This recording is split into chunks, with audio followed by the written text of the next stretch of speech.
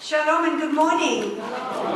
Thank you, Pastor William. Thank you so much for the privilege of being able to share with you this morning. And later, you've been amazing in texting me and reaching out to me so much in all that we've been going through as a family. And also, Hai Ning, you've been, and your family have also been so incredible to our family.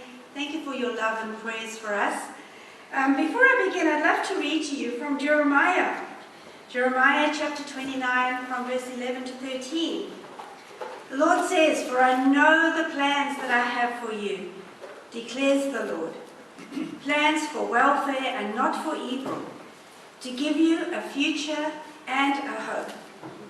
Then you will call upon me and come and pray to me, and I will hear you.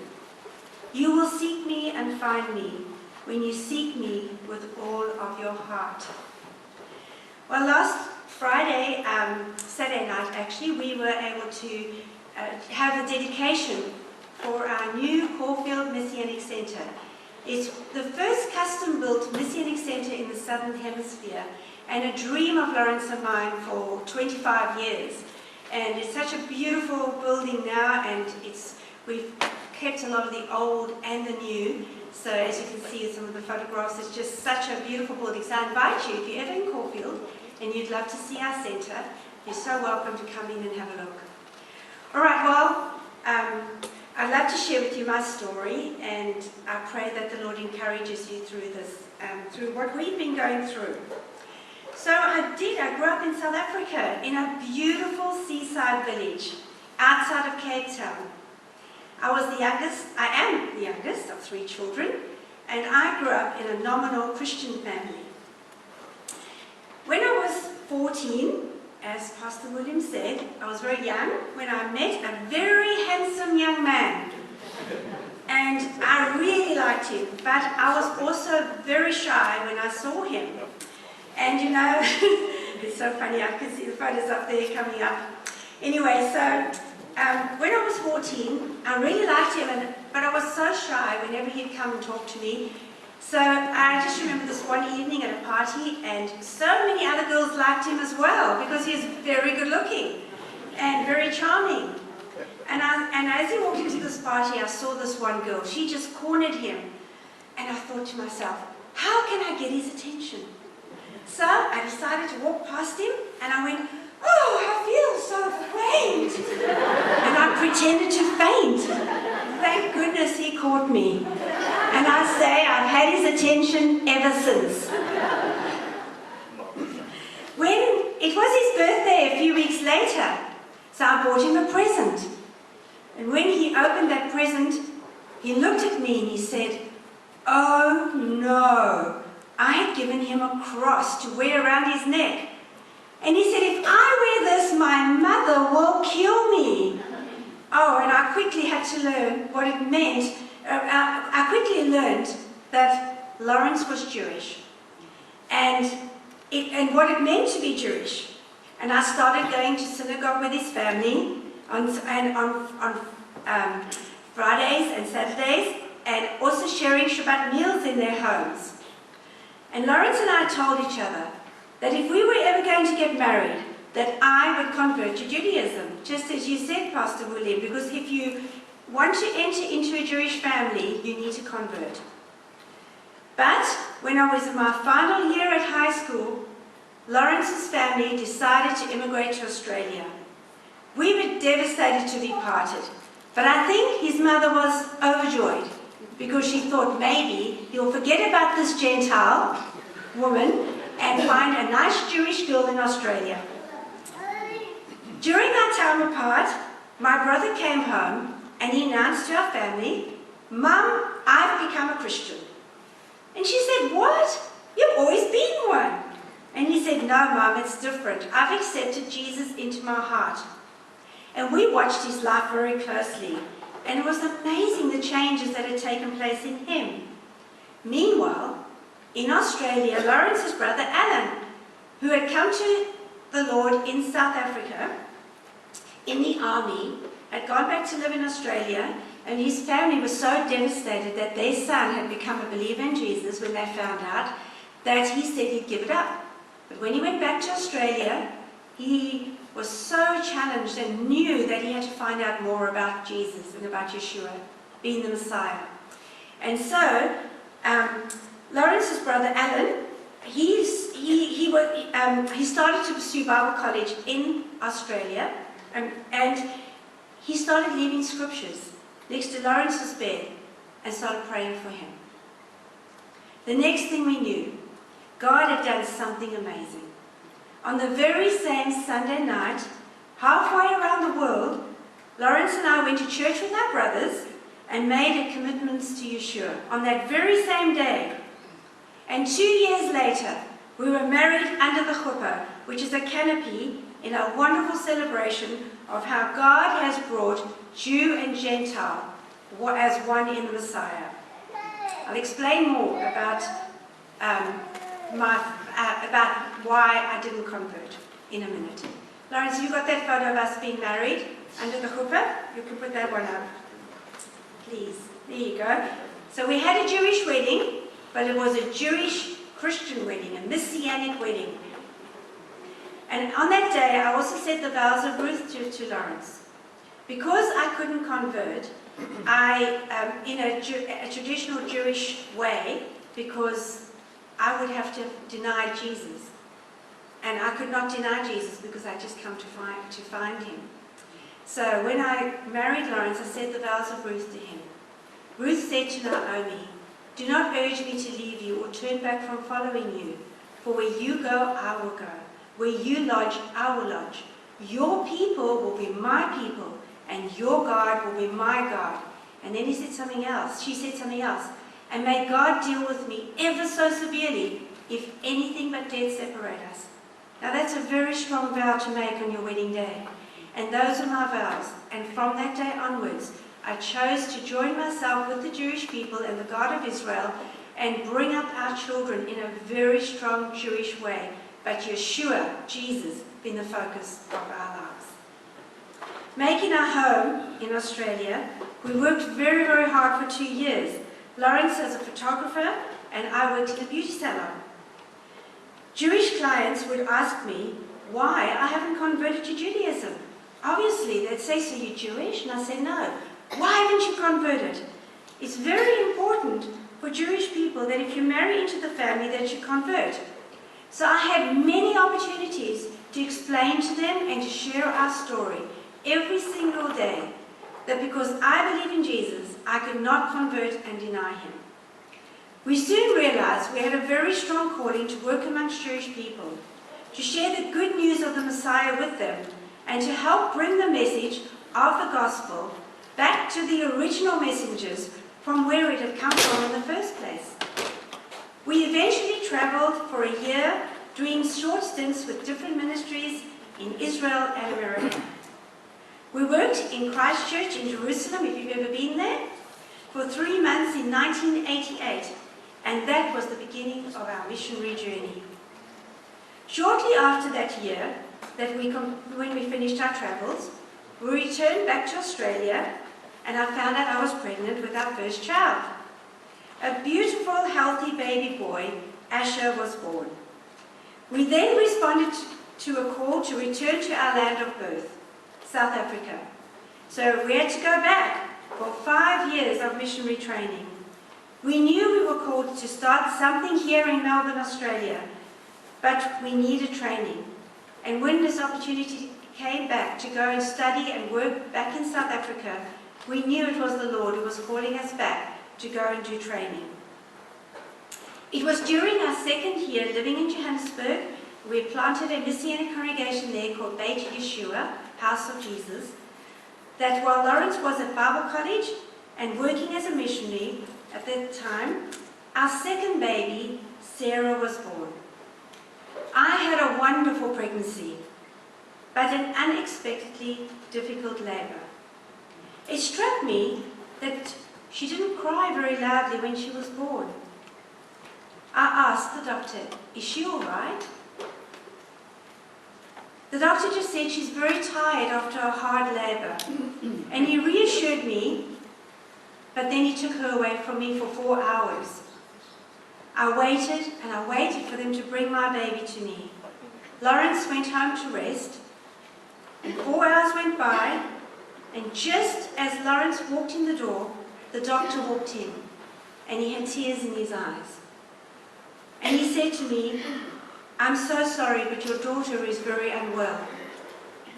She has a condition, she was born with a condition called hydranencephaly." I said, "What is that?" I asked fearfully. He explained to me, to Lawrence and I, that cerebral spinal fluid had filled her brain cavity as it was being formed in the womb, and this fluid pushed her brain to the outer edges of her skull. As a result, she was left with very little brain, about a rim of brain around the edges of her skull.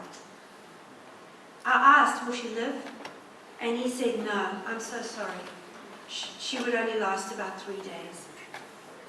With one diagnostic blow, my comfortable, normal world had been shattered. The surgeon that came in was a very cold-hearted man. He just told us to leave Sarah and walk away. He said that she would not survive more than 3 days, and even if she did, that she would be brain damaged and she wouldn't even respond to us. I found out later that if I had left Sarah there, they would have mercy fed her with a tiny little bit of water and just left her to die. She would have died alone. But, thank the Lord, we took her home the next morning with so much love for our little girl, because we wanted her to rather be with us at home if she was going to die. Almost immediately we had our first miracle. The doctors told me not to breastfeed her, but I found that I could. As you can imagine, Lawrence and I were both devastated. And as a loving husband, Lawrence wanted to protect us from suffering. So his prayer to the Lord was, "Please, Lord, take her home." He was so disappointed in God at that time. We were very young and we were in full-time ministry. And Lawrence said to the Lord, "Is this what I get for serving you?" On the other hand, I was so happy that she was alive. I felt that where there was life, there was hope. And I held on to that every day. Someone came alongside me and encouraged me to minister to Sarah's spirit, since her spirit was alive and whole, even though her brain was so severely damaged. So I sang to her and played praise music to her, and I prayed for her constantly. It wasn't long before Lawrence felt in his heart that Sarah would not die, and he bonded so beautifully and closely with her, accepting her for who she is. In fact, he fell in love with her in just a matter of days, and we were told that she would never smile. But 8 weeks later, the first smile she gave was to her daddy. From the moment of Sarah's birth, life became an enormous struggle for us. We faced many new challenges. Sarah had so many convulsions during the first 3 months of her life that we almost despaired. We went from doctor to doctor until we finally found one who understood her condition and gave us the right medication to control her seizures. She was extremely sick when she was 2 years old, and she nearly died. On one occasion, on that photograph that you see, I said goodbye to her 4 times. We both said goodbye to her 4 times in 10 days. I even willed her to die at that time because I was seeing that she was suffering. She was having so many convulsions, and it was so hard to watch her suffer. But amazingly, again, she just pulled through. After a year, I realized more and more how severely brain damaged Sarah was. And as a result of her condition, she had spastic quadriplegia as well. And she needed 24-hour care. The doctors always seemed to expect her to die at any moment. One day, I attended a birthday party of a friend's 1-year-old. Little babies were running around, and mums were talking about all the wonderful things their infants could do, and how clever they were. I sat there holding Sarah, wanting to run and hide, to separate myself from the normal world. I felt as if my life had completely changed and I wasn't a normal mum anymore. Little did I know what God was doing. It was a year later, at my son Ash's 3rd birthday party, that a lady walked in holding a baby in her arms, and she presented me with a gift. And I said, "What is this for?" And she said, "I've got something to tell you." She wasn't a believer in Jesus. And she said to me, "A year ago I saw you at that party, and it was Saturday.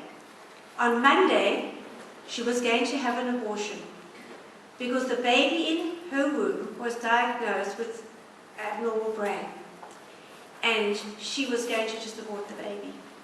But then she saw me with Sarah at the birthday party, where I was feeling so sad and sorry for myself. But little did I know, she thought to herself, if that woman can do it, so can I. And she cancelled her abortion. And you know, she said to me, if it wasn't for Sarah, I wouldn't have my baby who was born perfectly healthy. It was a misdiagnosis. A few months later, as her baby was born perfectly healthy, her story amazed me. Had Sarah been born like this for a greater purpose, after all? She had saved a little boy's life. I wondered quietly to myself, was Sarah born like this, especially for this little boy? We continued in our ministry role until our 5 years of training in South Africa was completed. And finally, we were able to return to Australia, where we just longed to start the ministry it felt so cool to do amongst the Jewish community in Melbourne. After 3 months back in Australia, we began our first Friday night service in Hawthorne West Baptist Church. A few years later, we moved down to the old Bamboo Road Church of Christ building and officially called our congregation Beit HaMashiach, which is House of the Messiah. When we settled back in Australia, we had to find doctors and specialists for Sarah, as well as a daycare where she could attend, and God went before us in all of this. Lawrence and I knew that we needed to trust the Lord as we wanted to have more children. You can imagine our elation when we had a healthy baby boy whom we named Jesse, as you see in the photo. 3 years later, my dream came true to have another daughter, and Leora was born. Her name means my light.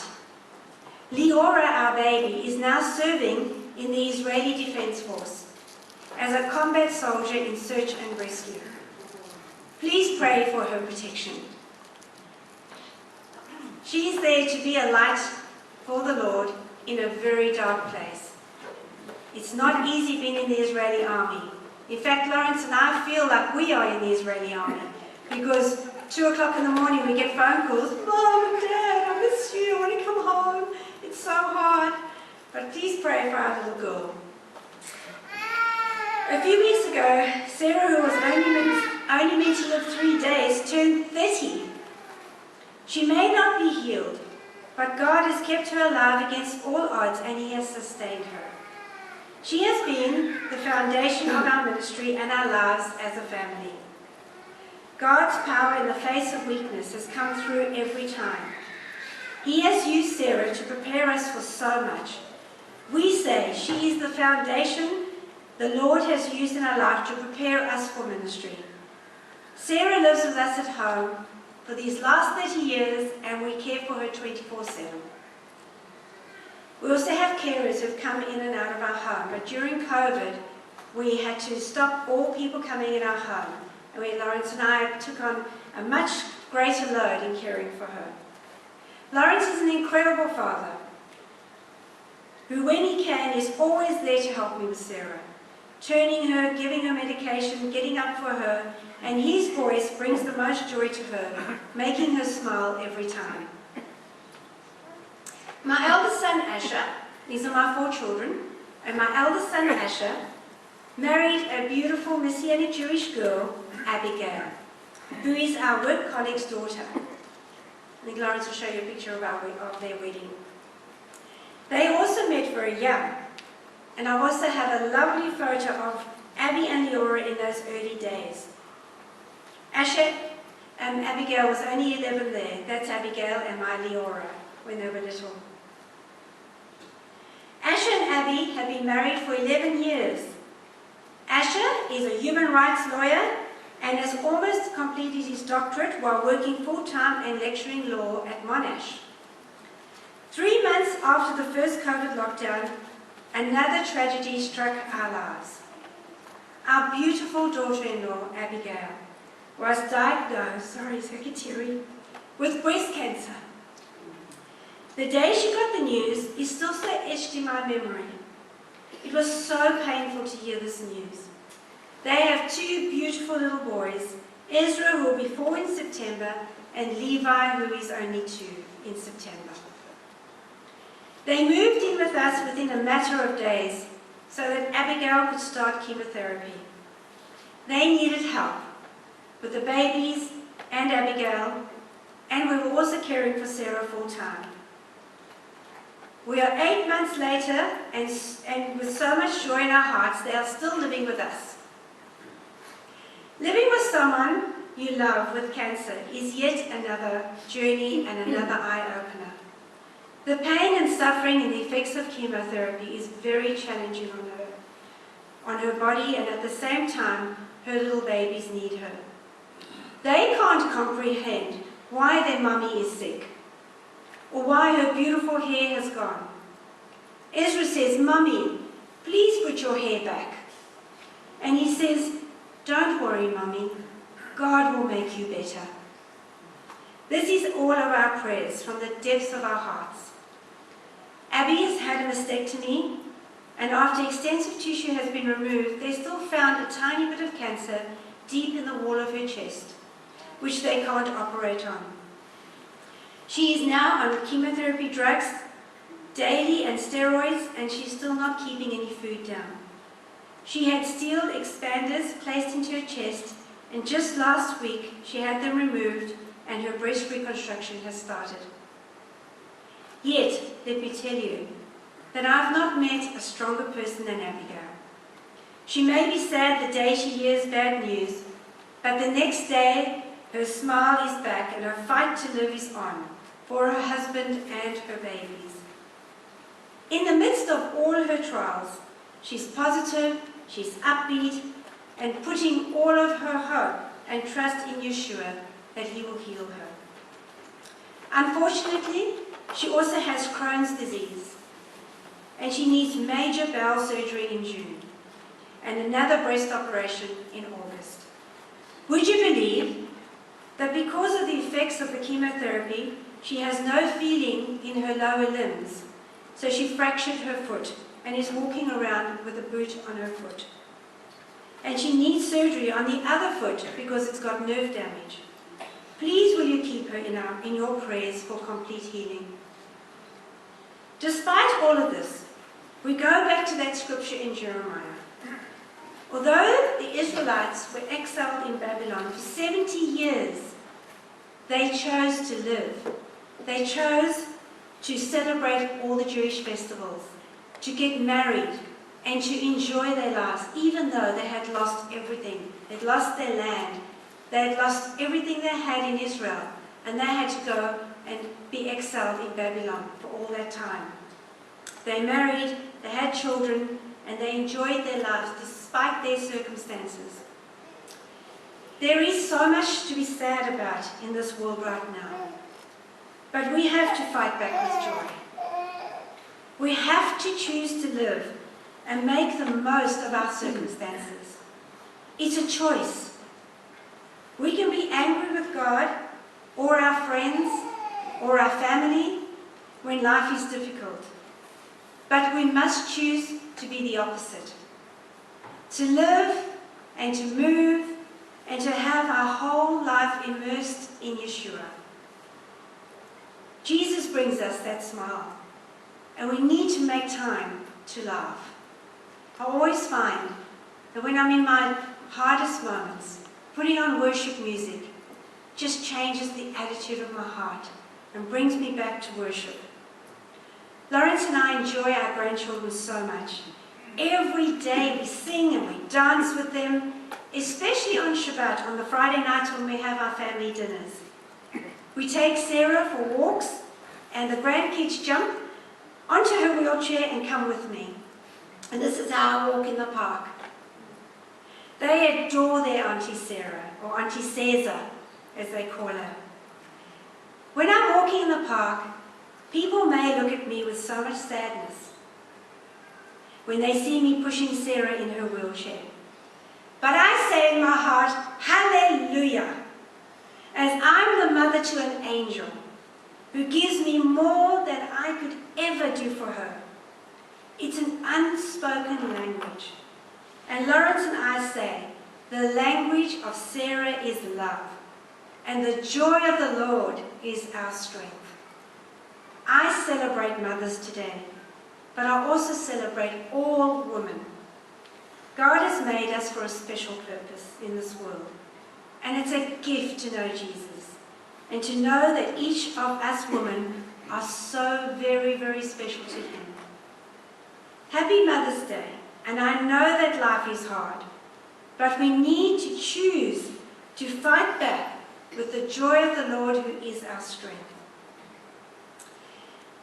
You know, I did mention that in those early days that Lawrence prayed to God and said, is this what we get for serving you? Do you know that it's a journey when you are sad and angry with God? He's a great big God who can handle that. It's so good to walk that journey with the Lord. And I just remember how Lawrence carried around a pain in his heart. And one day God just healed that pain. And we both know that through all that the Lord has put us through, I could tell you so many things that God has done in our lives through Sarah, through Abigail, through all that we've been going through our ministry, all that we have gone through in our lives. And both of us know that if we had not walked this journey with Sarah, if God had not been so wise to give us a disabled daughter, we would not be able to relate to the pain and suffering of other people. And we would not even have been able to last in Jewish ministry as we are, because it's a very tough ministry to be in.